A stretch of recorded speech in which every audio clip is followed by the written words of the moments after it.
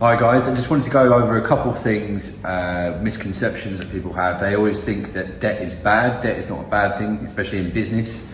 So for example, if I go to the mall and I go and buy some expensive clothes, I use a credit card, that's considered bad debt. First off, it's bad already because the premises of what we're doing, I'm buying expensive clothes that don't really add any value to my life. It's obviously nice to have some nice things, but again, we're starting off with something that's not necessary.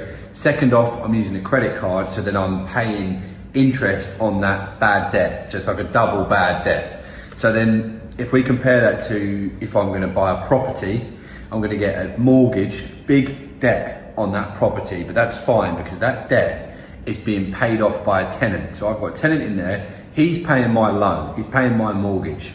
So over time, my mortgage is going down.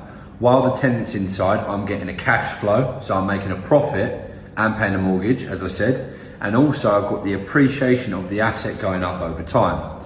So I've not only paid debt off, but also had appreciation on the asset, so then in the middle, the profit is now mine. That's considered a very good debt. There's nothing wrong with that sort of debt. To progress, to scale your business, your property business, you have to have debt. Debt is fine as long as you're paying it off and as long as you do the right checks, everything is fine.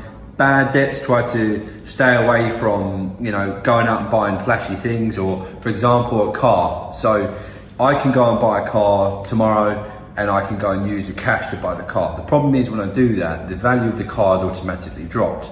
So my cash has now got less, right? And over time it will keep getting less and less.